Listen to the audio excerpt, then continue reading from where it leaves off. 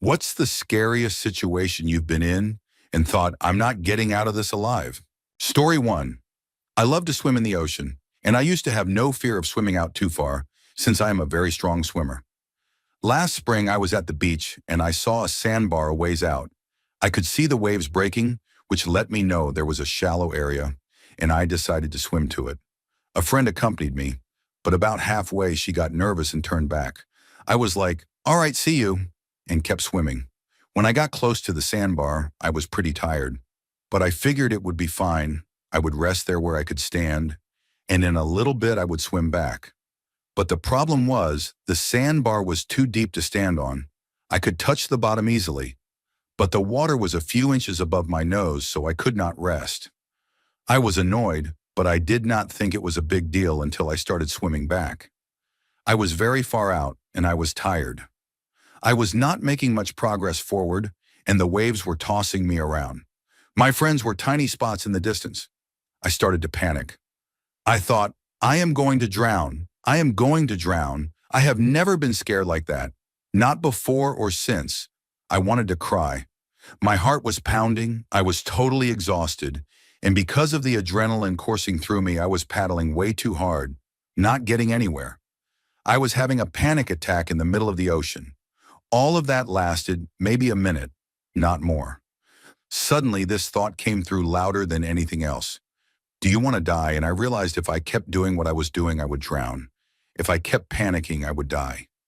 I was 19 at the time, and up until that point, I had never seriously faced death. I forced myself to stop swimming and just float for a second. I forced myself to calm down. Then I started swimming back, more calmly now. I was not going to die. I was not going to panic and die because I was acting like a reckless person. I honestly think the only thing that kept me alive was how upset with myself I was. I was still scared, but I pressed all those feelings down and just swam and swam and swam. When I got back to the beach, I completely collapsed. I crawled up the sand until I was far enough out of the surf that the waves would not come up to my face. I was heaving. Best workout of my life, right?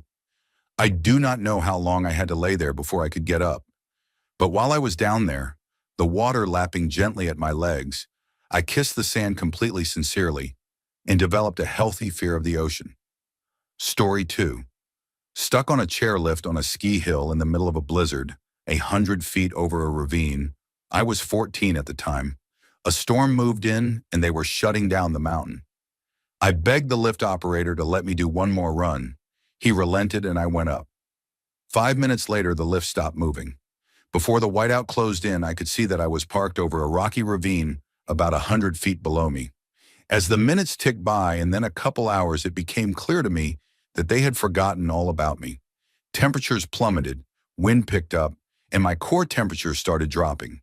Options were few: raise the bar and fall to my death, or stay on the lift and die of hypothermia. I considered crawling up the chair and trying to make it to the cable above, then shimmy to the next tower, then down to safety. That all sounds like an easy, simple choice. When you are sitting in your living room, it feels like sure death when you are sitting in the lift. Fortunately, when I did not return home that night, my parents started calling around and eventually figured out where I was.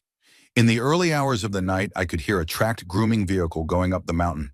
I knew they had to be looking for me. Half an hour later, the lift started moving again, and a search and rescue team met me at the top. Frostbite on the toes of my right foot and both my hands.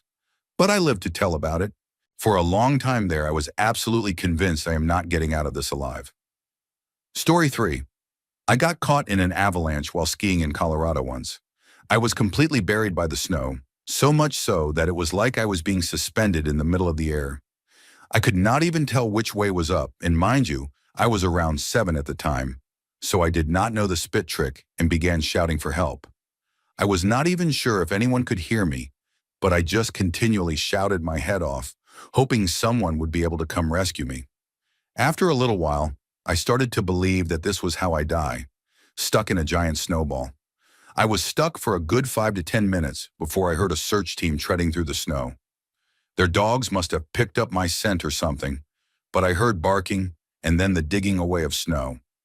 Then a foot brushed up against my boot. Then my whole body was being forcibly pulled. The sun was blinding and the world was spinning, as apparently I was facing downwards, so I got quite the head rush. I had never been so happy to see the sun before in my life. Story 4. I was in a school shooting. I was heading downstairs when it all happened. My school connected to the metro in the street, and my locker was on the metro level. The guy came in through the street exit, so I got down maybe a flight and a half of stairs before being met by a herd of screaming students. I had no idea what was happening, but I could hear firecrackers. I figured somebody was being a moron, but I was stuck in the mob and got swept back up to the 4th floor. It was between classes, so rooms were emptying everywhere. Only nobody up there had heard anything. I somehow got pulled into an office with another student and a teacher. We locked the door and got under the desk when we heard more screams. The teacher was already in hysterics. She had grabbed us as it turned out and was on the phone blubbering. I guess I should be thankful. But she spent the next 40 minutes yelling about her son and saying the shooter was an ex-student of hers. Hiding was apparently not her strong suit. I sat under a desk and played my handheld console, quietly waiting for this guy to come kill her and us who had been unfortunate enough to get caught up in her guilt. I could hear the shots getting closer and students screaming and moaning. I was absolutely sure I was about to die, and I did not have any minutes left on my prepaid phone to even call my mom to say goodbye. So I played Mario to numb myself as I heard shot after shot. They sounded closer, and it felt like hours until we heard heavy footsteps outside the door. Whoever it was hesitated. I kept playing. I heard murmurs and then thud, thud, thud. It is the police. Stand away from the door. They evacuated us, and it turned out the guy was just some random person, and we had never been a target any more than anybody else. He had not made it nearly as far as it sounded, and the whole ordeal had lasted maybe 15 minutes because the police had been on the scene to bust potheads. I hope that woman's son was okay, but if you are ever in authority in a crisis, keep yourself together. Story 5. My 2 friends and I were on spring break in Panama City, Florida, 3 years ago. We were all in our late 20s. I am married, so the party scene did not jive with us anymore. We ended up going to a dive karaoke bar on the outskirts of town. At the end of the night, my friend was super hammered and did not want to pay for a taxi back. He flagged down this pickup truck and climbed in the back seat. My other buddy and I did not want to ditch him. I wish we did. As soon as we got in the truck, I knew we were in trouble because the driver was an emaciated guy with greasy, oily hair, with his equally emaciated and toothless girlfriend sitting in the passenger seat. They were clearly using hard drugs. She proceeded to pull a handgun on us and told us to empty out our pockets. We had maybe $100 to give them. They told us they would let us go after they made their drug deal with our money. Well, the driver started arguing like crazy with his girlfriend, saying, "I run this. You do not run this operation. I am the kingpin." She started sobbing hysterically with the gun pointed right at us. I am in the middle seat.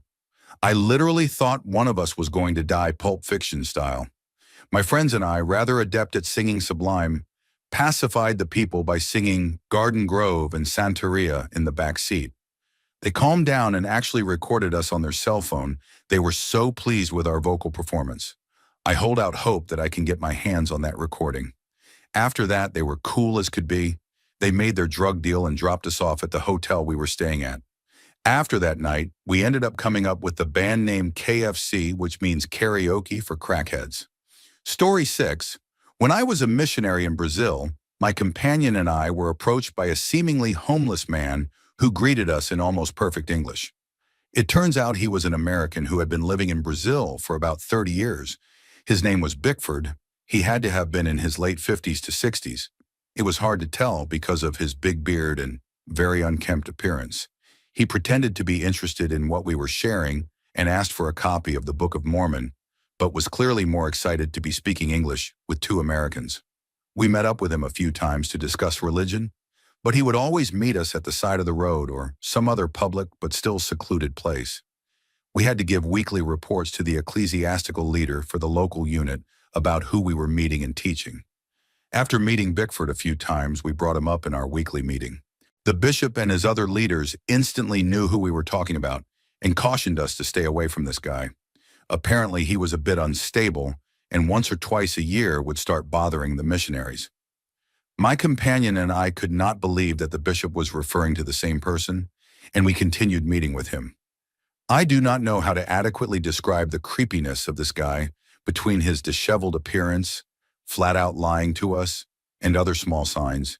He had a certain sinister vibe. But with nothing concrete to put our finger on, we continued to speak to him. Occasionally, he would run into us right outside of the house we lived in. One night after talking about his house in the jungle and how nice and wonderful it was out there, he agreed to have us meet him at the side of the road in front of his house so he could guide us down the path to his house. The time arrived and we were waiting patiently by the side of the road. But Bickford was very late. Just as we were about to leave, he arrived and took us down the path into the jungle. At this time, it was very dark, and we were walking through waist-high foliage. This area had roads and cities, but was right next to a large reservoir, and if you left the main roads, it could become very isolated and overgrown very quickly. As we walked down this path for what seemed like forever, I kept walking into spiderwebs with my face and almost losing myself. I hate spiders, and the ones in Brazil were the stuff of nightmares. Luckily, I carried a small light, but it seemed woefully underpowered out there in the jungle. When we finally arrived at his house, my companion and I played it cool, but we could not believe what we were seeing. He had led us to a small clearing where there was a wooden cabin that had half collapsed on itself. He said, "Welcome home," and let us inside. There was no electricity, no running water, no utilities whatsoever. We walked in the front door frame, no door, and saw that all furniture in the house had been destroyed. Literally, someone had concentrated a large amount of effort and time to achieve this level of destruction. Chairs were unrecognizable, and there was trash everywhere. He began showing us the main room inside the front door. That is when I noticed them. Notes in chalk on every square inch of the wooden walls, up the walls, on the ceiling, in a tiny frenzied scrawl. When I trained my light on the notes and started to read them, things got real. Most of the notes were variations on "Jesus will forgive me, but I have to stop. I did it again." These with a month and date written next to them. And the main horror, the names of several children with their ages and graphic detail about them. We tried so hard not to mention the notes. We tried so hard to ask him small talk questions about the rotting food on the stove or the 100 or so rats he kept in his basement, anything but mentioning the notes. I cannot speak for my companion, but I was freaking out. From glances at each other, I could see that he was at the highest level of panic as well, and we decided to get out of there. We made some excuse as it was getting late that we needed to get home, and he reluctantly offered to show us the way back on the condition that we would come visit again. As we got out of the house, he suddenly remembered that he knew a shortcut and told us to follow him. The direction he was trying to lead us was clearly not the way back to the road. It only led deeper into the jungle. We politely declined, and luckily we were able to follow the trail that we had originally made through the underbrush. This time, however, I did not care about the spiders. When we got back onto the road and realized we were safe, we looked at each other as if to say, did that really happen? Once we started talking about what we had just seen, I was so terrified that I physically could not speak. Nothing like that had ever happened to me nor since. I absolutely could not make a sound. I was so scared. My companion called our leaders, who called their leaders, and we ended up moving about a week later, but not before making an entry in our area book, the book that stays in the area listing who had been talked to and who to contact in the area, warning all other missionaries to stay away from this guy. I realize the entire ordeal sounds completely cliché. Everything about Bickford did. That is why, after our second conversation with him, I started recording every time we would meet with my digital camera. I would set it on audio record mode and stick it in my pocket. Story 7. I woke up in a heap of twisted metal. My first thought was about the excruciating pain in my arm. I recognized it was broken in a very foggy way, as if it was no big deal. Then I realized my head was pounding. Realizing I had all my limbs, I started to think about my situation. I was driving on the interstate. Now I am in what seems to be a ball of metal. As I turned my head to look around, I noticed two things. I am not on the road anymore, and I am bleeding from my head. No, I am bleeding from my head, arm, and shoulder. And when did I end up on the passenger side of the car? I was wearing my seatbelt. I do not know how long I waited there. I tried to find my cell phone to make a call, but I could not find it. I felt myself growing weak. While it seemed the cuts on my shoulder and head were nothing, my arm was really bleeding a lot. I could see the bone, so it is not really a surprise. I passed out under my passenger seat thinking, so this is how I am going to die. I was terrified, really. It seemed like I was there forever in a large amount of pain, watching my own blood pool around me. I am trapped, and by the time this thought crosses my mind, I am too weak to do anything anyway. For just a moment, panic hit. Then I calmed myself, not in any way that would be logical unless you hit your head and lost like half your blood. My justification for dying being okay was things like having a good hockey season and finally sitting down to watch Shawshank Redemption. But deep down, I was still scared. I was certain I would die there. I lost a lot of blood, broke 3 ribs, suffered a concussion, a compound fracture of the radius and ulna, and a handful of scrapes and cuts and bruises. I have no idea what happened. Witnesses said I was hit and run by an Escalade, and my car rolled a few times. Maybe 3, maybe 4. Investigation showed that my seatbelt was still buckled, but the belt itself broke. Firefighters cut me out and did a great job, I would have to say. The doctor told me that if they took their time, I might have died in the ambulance or in my car. Story 8, I was taken to the emergency room in septic shock from an abscessed tooth. I had been having a toothache for a few weeks, but it was not so bad. I woke up that morning in so much pain, I thought my eye was going to fall out, and then I do not remember much more until I was in a hospital bed, being pumped full of drugs and fluids to get my blood pressure back up. I crashed again during the scan, and I really thought I was going to die. It was so scary. I had just had the contrast dye put in me and thought I had peed myself, and then my blood pressure bottomed out again. My last thoughts were, I am about to die in a puddle of urine. I do not remember again until my parents were there. They told me what had happened, and a nun came in and told me her church was paying my hospital bill. 3 days later, I woke up in my bed at home, hallucinating an alligator was at the foot of my bed. I devised a plan to leap out of bed and onto my dresser, all the floors lava style. It did not work. I crumpled into a heap on my floor, and my boyfriend came in and filled me in on what all happened. I had literally almost died. It really changed my whole life. At first, it really messed me up, and I cannot say I am not still kind of affected by it, but in all, it was for the better. It got my life back on track, and great things are about to happen. Story 9. My parents are horse people. Me, not so much. For them, riding a horse is complete freedom, a sublime connection between human and animal. For me, it is being strapped to the back of a half-ton juggernaut whose flight or fight response could kick in at the sight of a plastic bag. But despite my apprehension, I learned to ride for their sake and was pretty passable at it. In college, I made a friend who was a city girl but wanted nothing more than a horse of her own. I decided to make her life by bringing her home with me for a weekend of horseback riding and country fun. At my house, my parents, my friend, and I all saddled up our Tennessee walking horses and went out for a spin around the meadow. Halfway through the ride, my dad decided to show my friend what makes the breed unique, their extremely smooth-running walk, while my mom and I hung back. However, my horse, Blue, had other ideas. I had been idly chatting with my mom and was not paying attention. I felt Blue's whole body go tense and sort of ripple. Then he was off, heading in a flat-out run toward the other horses. I scrambled for the reins and finally caught enough of them to pull back, but there was too much slack and Blue was on a tear.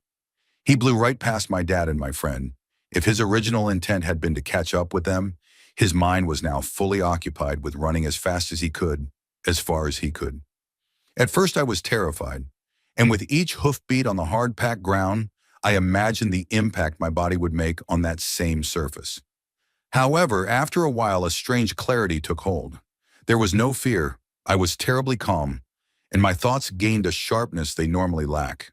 I remember thinking things like, stand up a little in the saddle so you do not hurt your pelvis but keep hold of the saddle horn, and oh, he is angling toward that open gate. Lean with the turn so you do not get thrown. Past the gate, however, I had my first flash of mortal fear. A grove of trees was approaching, adolescent evergreens with thick whippy branches. They were tall enough off the ground for a horse to pass under, but not his rider. The branches were just robust enough to make a pretty good attempt at separating my head from my shoulders. And beyond the trees was an electric fence directly bordering a main road.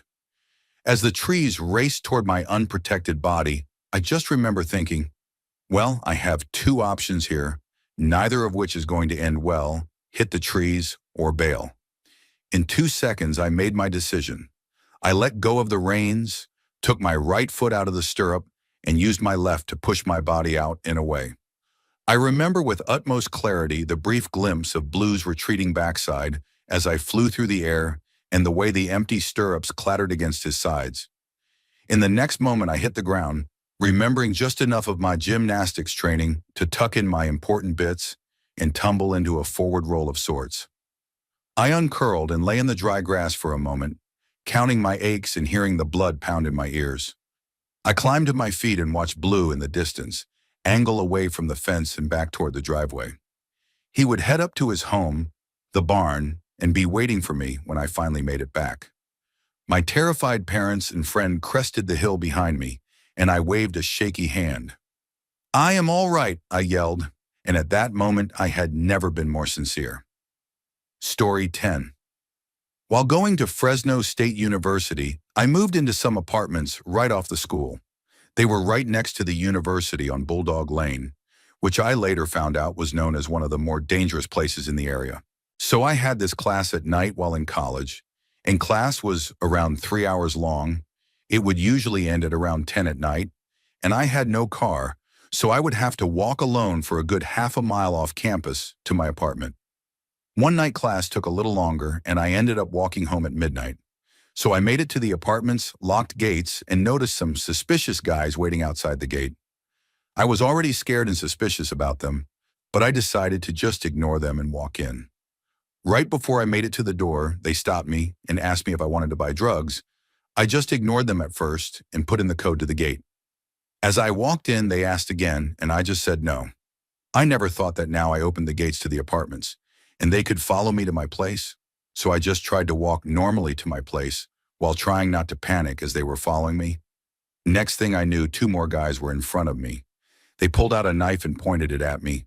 The guys behind me then asked me, "You sure you do not want any?" I cannot remember exactly what my response was. All I can remember was it was some sarcastic joke about what choice I had. The guys behind me took out the drugs and asked for my wallet. Me, scared, I just gave it to them. He looked inside and laughed. Being in college, money was not something my wallet was familiar with. I did, however, have my school identification, some coins, and a condom. He pulled out a gun and said, "No cash on you, and you still think you are getting lucky.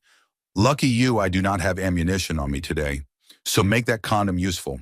He gave my wallet back and just left. Story 11. A bunch of adventurous co-workers decided to take skydiving lessons. I could not pass that up.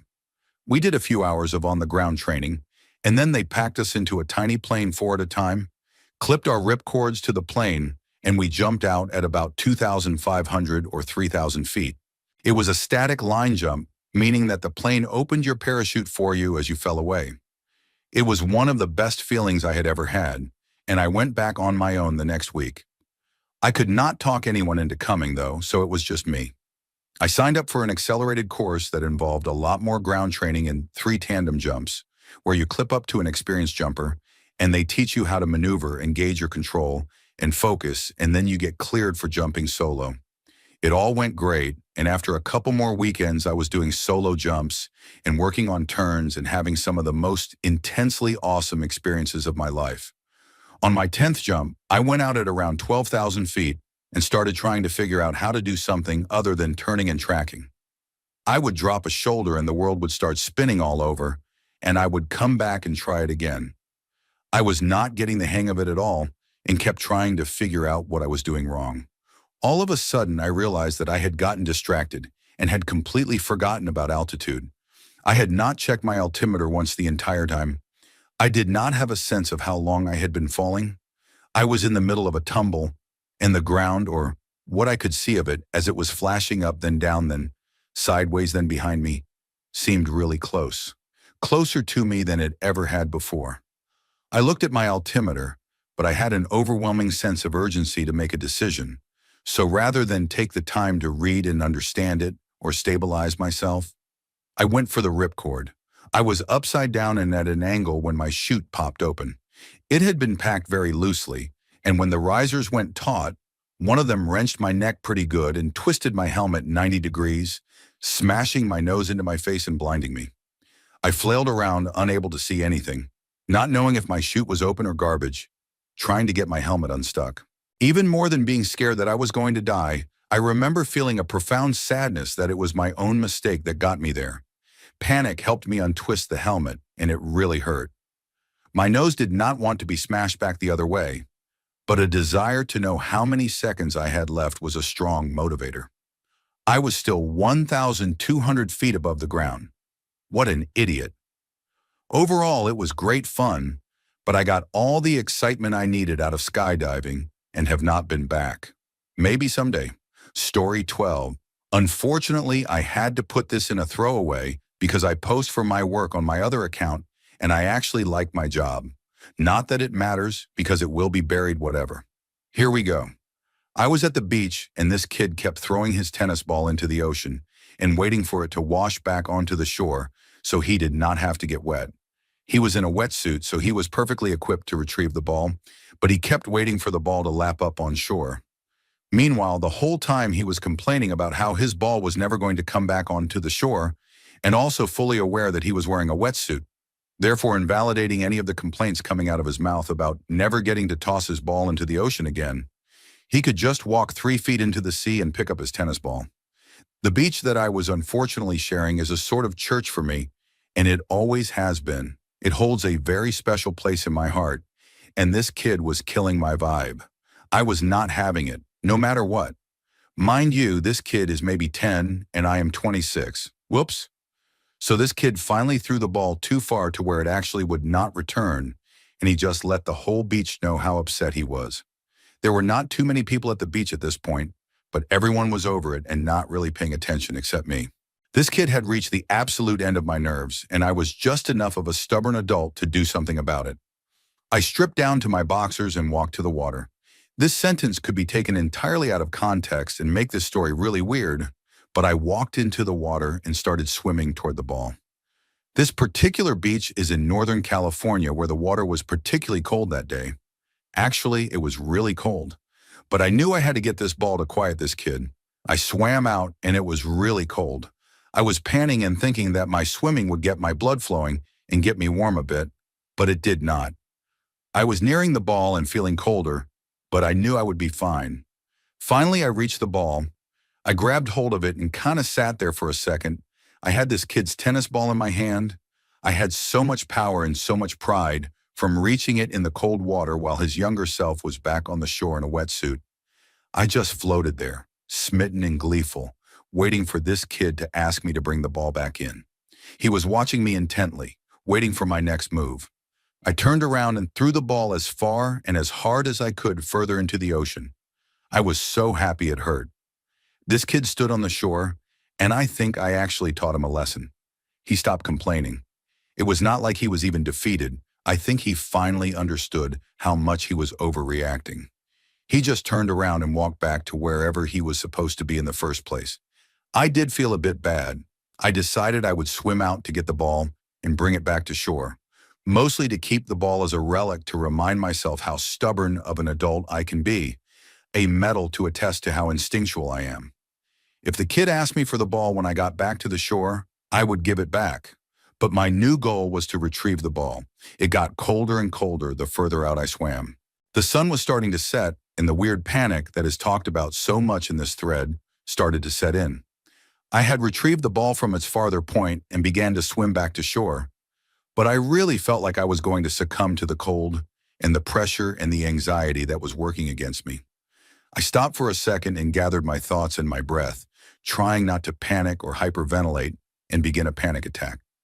Finally, I thought about what had just happened and started laughing at how ridiculous the whole situation was. That thought, how childish and awful I was and am, kept me calm. Shivering, cold as ice, but calm. Eventually, I reached the shore, and my friends berated me for being so stubborn toward a kid who was long gone by this point.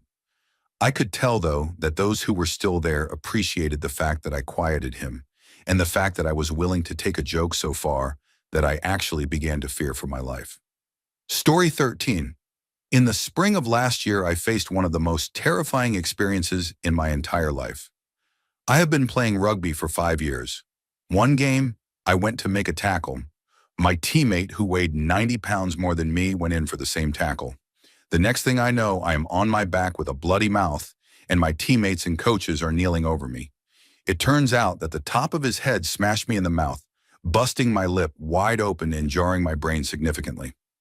2 weeks later, I woke up at 2 in the morning, complaining of a severe headache and sore eyes. So my mother takes me to the emergency room, unsure of the lingering results of the injury. By the time they finally call us in from the waiting room, I can barely walk straight. They take me into a dark exam room where I lay down on one of the hospital beds. The pain progressively gets worse, so I call the nurse. She comes in and tells me to stand up, after which I immediately vomit. So they bring me into a treatment room and start pumping me with a variety of migraine medicines through an intravenous line. The whole time I have this slight throbbing pain behind my eyes.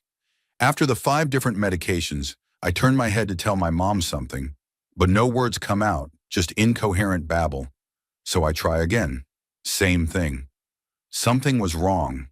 Then came the excruciating pain. My brain was literally being crushed and nobody knew what was happening or what to do. After what felt like hours of agony, they pumped enough morphine into my system to dull the pain. At this point, I still cannot walk. My skin is tingling, my muscles are not responding properly, and my vision is blurry. After a revealing scan, the head neurosurgeon was called in to perform an emergency surgery at 5 in the morning. He drilled 2 holes in my skull to release the pressure of the fluid, as well as 2 small tubes to drain whatever was still being produced.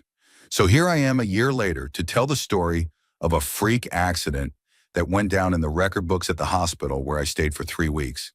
Thanks for taking the time to read this, everyone. Story 14. One time I was with my friend Billy, giving him company while he was at work. He worked at a convenience store. All of a sudden, 2 masked men walked in, one carrying a huge wooden baseball bat and the other carrying a gun. When we saw them, we immediately bolted to the back office and locked the door. The robbers were screaming indiscriminately at us to get them the money. Apparently, they were not happy with the amount of money that was in the registers. My friend Billy's dad owned the convenience store, so he knew that he was not going to let the robbers mess around with us at the store, since his dad had lost lots of money in the past due to robberies. He digs through the drawers in the office and takes out a pistol. He aims through the glass window in the back office and shoots at the robbers, who were at the time dismantling, that is, breaking, the plastic lottery scratch-off ticket dispensers, as these were worth quite a bit. The robbers get frightened, and the guy with the gun shoots at the back office. There is an exchange of fire. I am on the floor of the office, just extremely scared, unable to gather my wits to even call the police. I knew trouble was going down, as neither Billy nor the robbers were backing down. All of a sudden, Billy goes down in the gunfire exchange, and they charge into the office. They demand that I open the safe that was underneath the cash register. I was so nervous, and they could tell that I was about to pass out since I was shaking and fell to the ground. Then we hear sirens as the police were outside. It turns out that a customer inside the store had called the police as the robbery was happening. The robbers exit through the fire escape door and flee the scene in their car as they park their car back there. Story 15. When I was 16, my best friend's mom bought a horse off some guy for pennies on the dollar.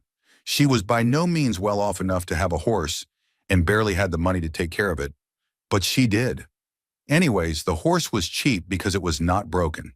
She did not have the money to hire anyone to do it, and I was the only person she knew who could ride horses.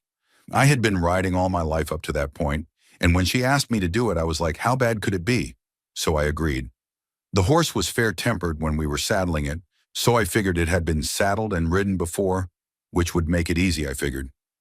We took the horse into the pasture, and as soon as I hooked in a stirrup and swung up my leg, it bolted. I was barely strong enough to keep myself from being thrown off immediately, but I held on and got myself square in the saddle. I have never seen a horse that could run like this one did. I do not know how fast I was going, but I have never gone that fast on something that was alive.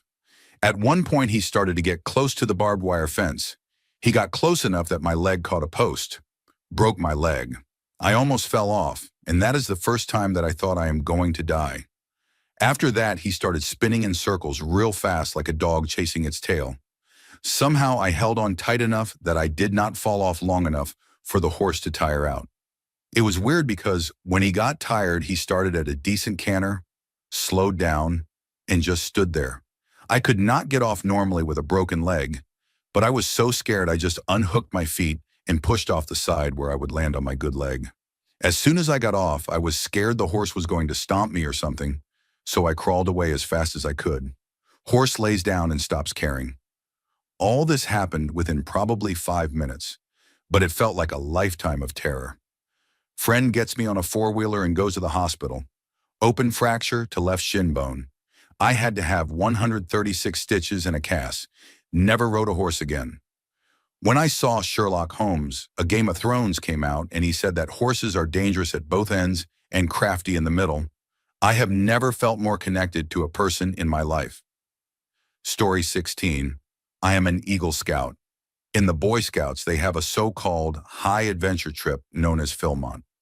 Philmont is a large area of land in New Mexico that the organization owns and allows crews of around 12 people to do multi-day backpacking trips in. I was 14 on my first excursion in Philmont, the youngest age one can be to go on the trip, and my crew was all experienced guys, so it was to be an exciting trip. That was until the one day that we had known was going to be difficult. We had to hike up out of a valley, down another one, cross under a paved road, and then hike a few more miles to the next camp. The hike itself went fine as we reached the halfway point. The road crossing, it was a nice sunny morning, and we decided to take a break and eat lunch. We found a nice shady area and we took a break, as we were going to leave another crew whom we knew showed up, and we talked with them a bit. As my crew begins to make its way to the path under the road, bang, lightning way too close to us, close enough that we could tell the storm it came from was nearly above us. We drop our packs on the ground and spread ourselves out within the trees so that if one person were to be struck, the rest would not get hit by the electricity that would spread throughout the ground. Around the time we all were situated, the rain had begun. Most of my crew did not have rain gear on and could not retrieve it, so we were sitting in the rain in light shirts and hiking shorts, not the warmest clothing. The rules involving lightning storms were that any strikes within a mile require you to sit in what is called the lightning position for 20 minutes. The lightning position is essentially a squat where you keep your butt off your heels and your hands on your head. So yes, fun. As we sat in the rain, thundercracks signaled that the timer be reset to 20 minutes many times, and as the time passed, it grew colder, and I became more susceptible to being scared by the lightning. At 45 minutes, little 14-year-old me was a freezing cold, soaking wet, tightly wound ball of nerves that was sitting in the most uncomfortable position known to man. Then Mother Nature throws me a big message. It starts hailing. I could feel hail the size of airsoft pellets pelting my skin all over, and it was at this point I mentally broke. There was no more, I am scared or this is terrible.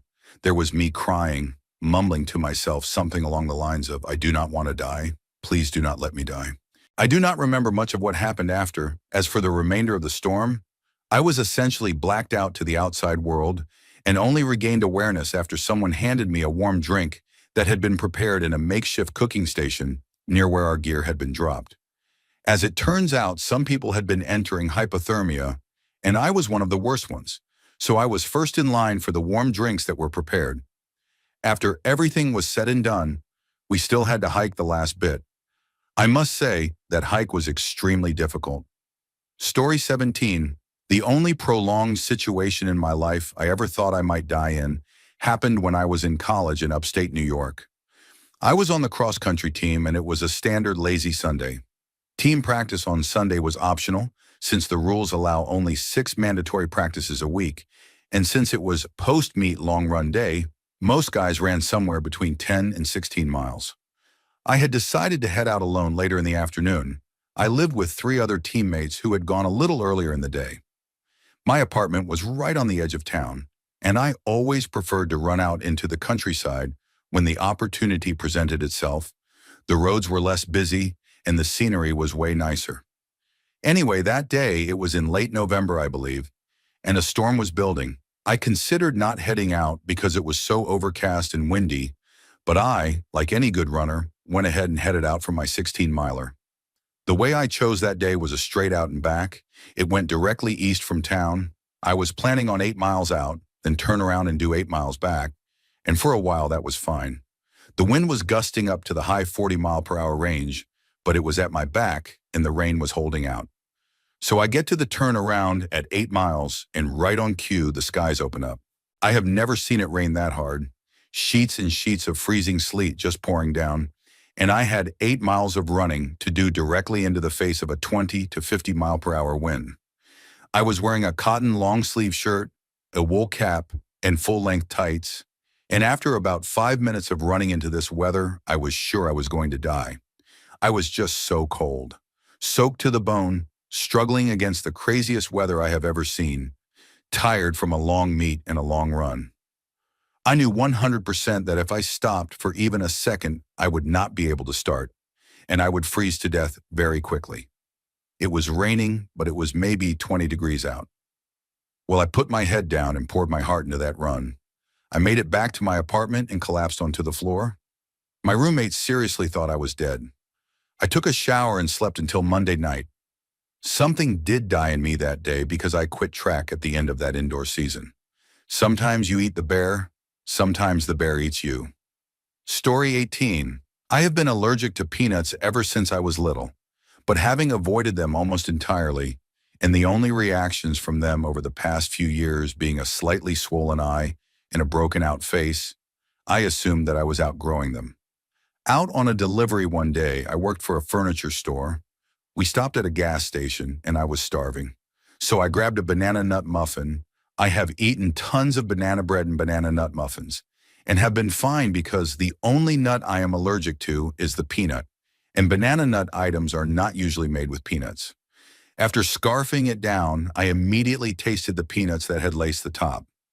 I shrugged it off because nothing serious had ever come of it, and I prepared for an itchy, irritated mouth and throat. A few seconds went by and I was right. My mouth and throat became itchy and irritated. No big deal. Several minutes passed and the irritation subdued. See, I have outgrown them. About 10 to 15 minutes later, we had just arrived back at the store. My stomach began to hurt. I passed it off as gas and went to the bathroom. Did not help at all. Neither sitting nor standing helped lessen the increasing stomach pains. I went ahead and took lunch, explaining I did not feel well. I managed to make it home as the pains increased. They were so bad it caused my back to hurt.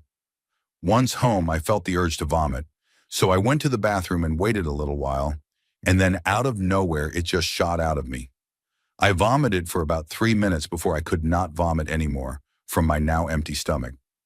I went and lay down on my bed to see if it would pass. No such luck. After about a minute, my breathing became short and raspy. I knew I was going into anaphylactic shock, but this was the first time ever it had happened to me, so I was still trying to see if it was going to pass. When my breathing became strained, I went to the emergency room. Living in a small town, I was about 3 to 4 minutes from the hospital, thank God. After admitting me and injecting me with whatever they injected me with, I believe it was epinephrine, my vitals leveled out and I could breathe again. My parents and my grandmother showed up soon after. After making sure I was okay, my mother and grandma returned to their jobs, and my dad stayed behind to be with me. About 30 minutes later, my armpits and chest and neck started to itch horribly.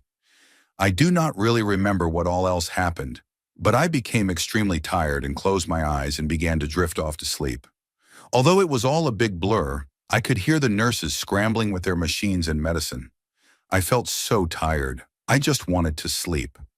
But I started to gradually wake as they pumped more epinephrine into my body, along with other medicines that I do not recall. After a while, everything was back to normal, like nothing had ever happened. I felt fine, just really hungry. My dad looked at me in disbelief and told me that he had just watched me almost die. I did not really believe it because it all happened so fast and I just do not really remember it. The hospital, arranged for me to be flown to a bigger, better equipped hospital in a bigger city not too far away. I felt perfectly fine, so I really did not see the point, but they insisted just in case I relapsed a second time. I later found out that each relapse the damage would be more severe. After enjoying a nice helicopter ride over my rural town to the neighboring city, not so nice when the bill came, I landed at the hospital and spent a few more hours there until they made sure I was safe enough to go home. They prescribed me with an auto-injector, first time I had to carry one around, and it was a very eventful day. I spent a total of 7 hours in the hospitals that day, all because of a muffin. Pretty scary in my book. Story 19, one time when I lived in South Africa, working at an orphanage out in the bush. I am talking my closest neighbor is a Zulu king on one side and a rhino and a giraffe on the other. It is playtime for the 200 kids and they are out screaming and running.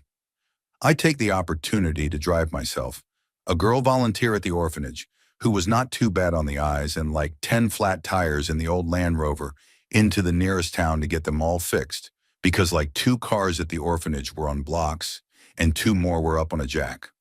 Well, in South Africa, you do not stop on the side of the road where we are at. You just do not. There literally are bandits who patrol the country roads looking for stranded motorists.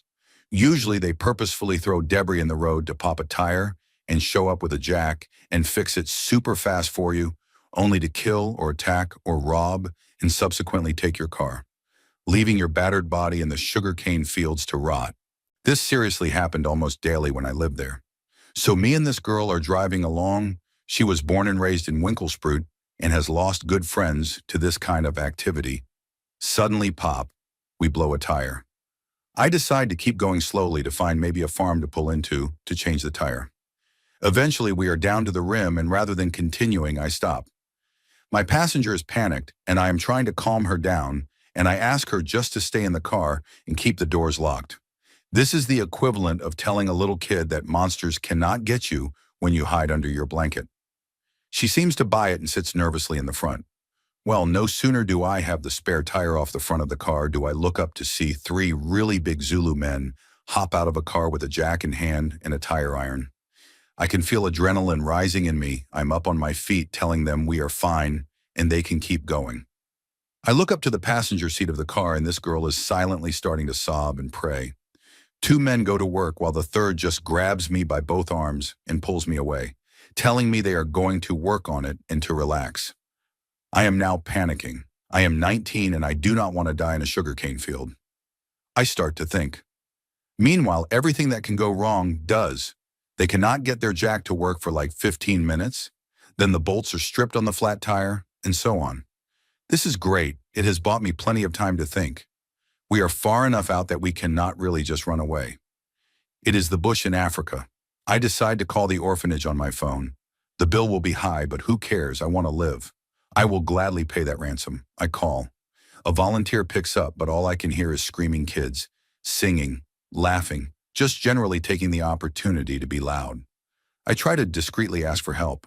A lot of times, if they cannot get your car working, they just leave you and the vehicle. It is not worth the risk to attack someone you get no reward from.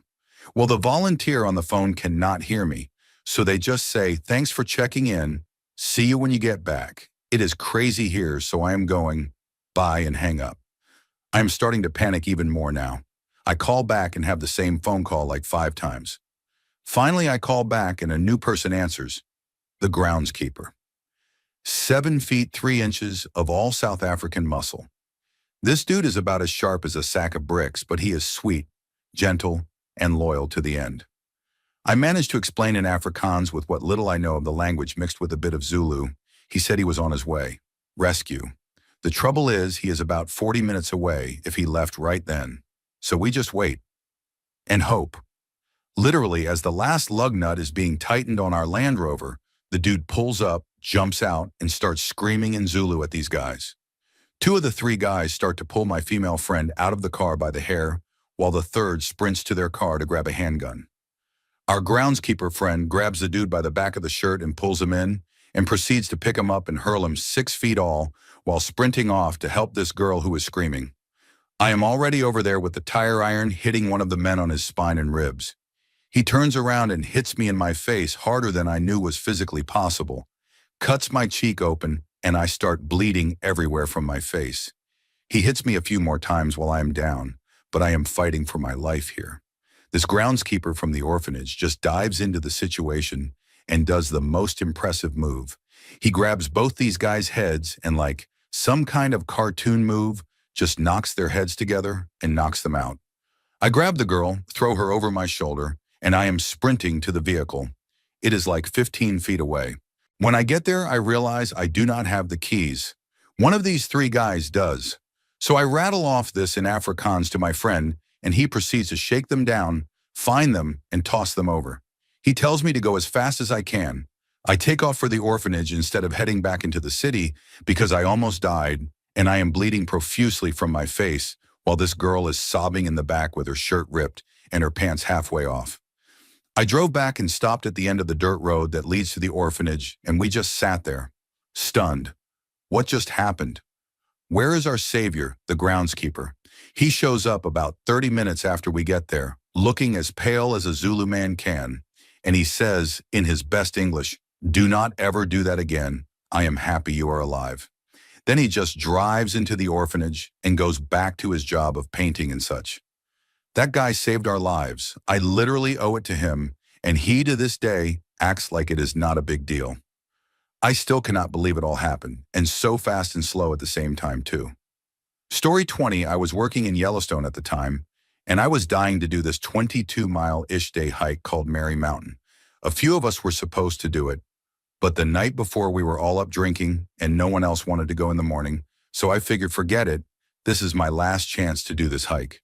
At the time, I was an aspiring photographer, so I had all my photo gear ready to go, but I had forgotten enough food and water. It must have been with one of the other guys. When I got to the trailhead, it was well before sunrise, and it was extremely foggy in the valley. I could see about 10 yards around me. As I started the hike, I could hear the grunts and foot movements of a herd of buffalo very close by the trail. And as I was walking, I was getting way too close to the wildlife if I stayed on the trail.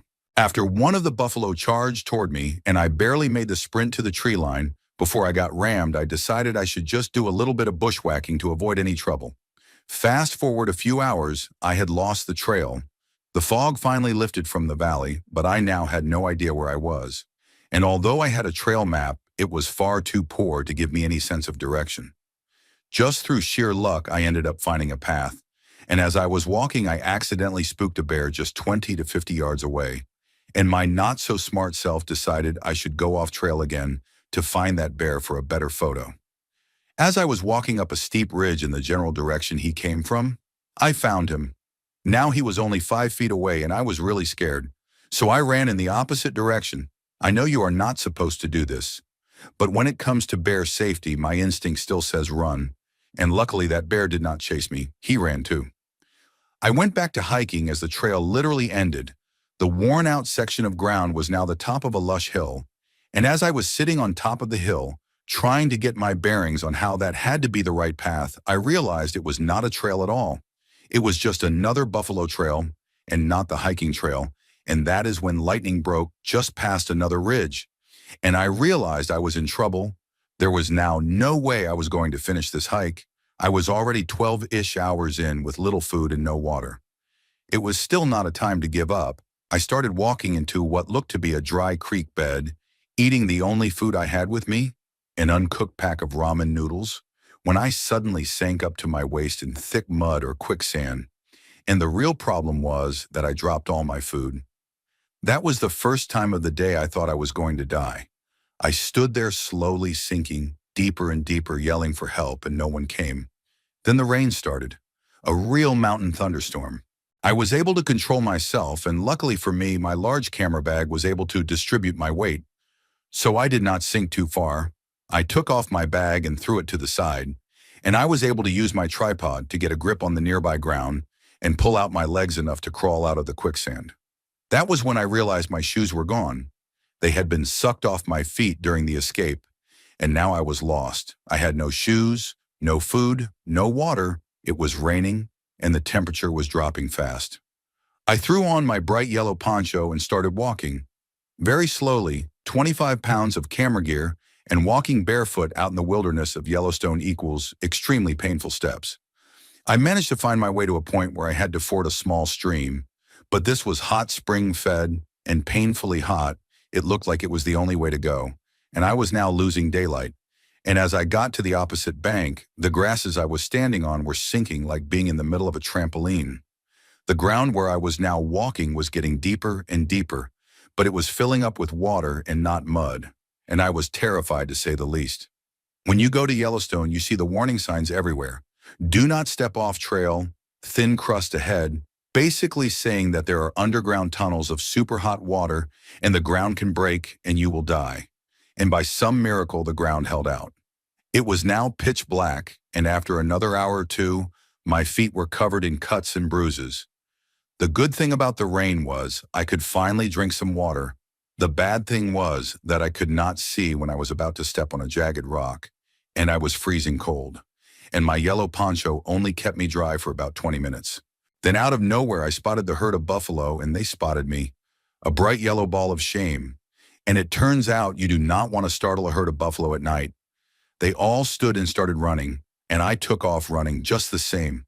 I was surrounded by buffalo, and I thought I was going to die, just like the movie scene with the canyon. But I made it to the tree line, and to safety. It was then that I sat down next to a tree, and I just wanted to quit. My feet were ruined from that last run, and I was so cold I could not feel my toes or fingers. And I remember thinking, forget it, I will just sit here and fall asleep. That was when I saw something light up in the distance. It was a car. Those were headlights. That was the road. My car was somewhere over there, and in about another hour I found the road and I made my way back to camp. The next year I tried the hike again from the other direction, and once again I got lost, but that is another story for another day. Story 21, I woke up one morning after a night of heavy drinking at about 8, which was unusual already, and I woke up because it smelled like burned toast, or that was the first thing that crossed my mind. I opened the door of our television room, and there were flames shooting out of our washing room. The smoke was so thick I could not even see across the 1.30 meter wide hallway. I closed the door and stuffed the carpet into the crack of the door and just sat down on the bed for a second until I noticed it was getting hot in the room, and I knew I would not make it past the flames, so my only option was the window. Luckily, we were living on the top floor, so I climbed out and pulled myself onto the roof via the drain pipe. It was not an easy thing to do because there was a kind of mini fence around the drainage pipe. I climbed up to the part where the chimney sweepers walk and rushed to the south side where our terrace is located. I thought my brother, sister, and mother were still sleeping. After climbing down onto the terrace, I made the big mistake of throwing myself shoulder first against the terrace door, which hurt more than it did any good. And 2 tries later, I had it kicked open and a sea of smoke burst out of our apartment. I managed about 10 meters before I realized I was not going to make it to the bedrooms. When I was out on the roof again, firefighters and ambulance were already rolling in. Somebody must have seen the smoke and called the emergency number. My mother and my brother were out early because she took him to school because he was going on a school trip. And my sister made the right decision and ran out to ring the neighbors out of their apartments and call the fire brigade. If I had slept in my room, I would not have made it because the roof is overhanging. I was lucky. Story 22, I was 16 and would smoke cannabis with one of my best friends quite regularly. And we went to this new dealer and picked up about $20 worth and proceeded to roll a joint and smoke it in the car during the drive back. It was nighttime, but the moon was out and she lived in a giant lodge like house in Oregon country. So it was always a great drive when listening to music and being high. We were carrying on for a few minutes after smoking, being silly as usual, when all of a sudden I began to have extreme anxiety for no reason, and I chalked it up to smoking a new type of cannabis that did not agree with me mentally. However, my friend got very quiet, staring straight ahead at the road, wide-eyed and completely pale, and the car began to come to a stop but very slowly, as if she was just decelerating really slowly on purpose. I tried asking her what was the matter, getting more and more scared because she would not respond. She just sat there with her hands on the wheel, staring straight ahead. Suddenly, she unbuckled her seatbelt and bolted from the car, tearing down the black country road, screaming pure terror. I started hyperventilating, reaching over and mashing the horn, feeling like something catastrophic was approaching. I had never been so afraid in my life, and I have not been since. After several minutes of honking the horn and screaming her name, I remember just sitting there in silence,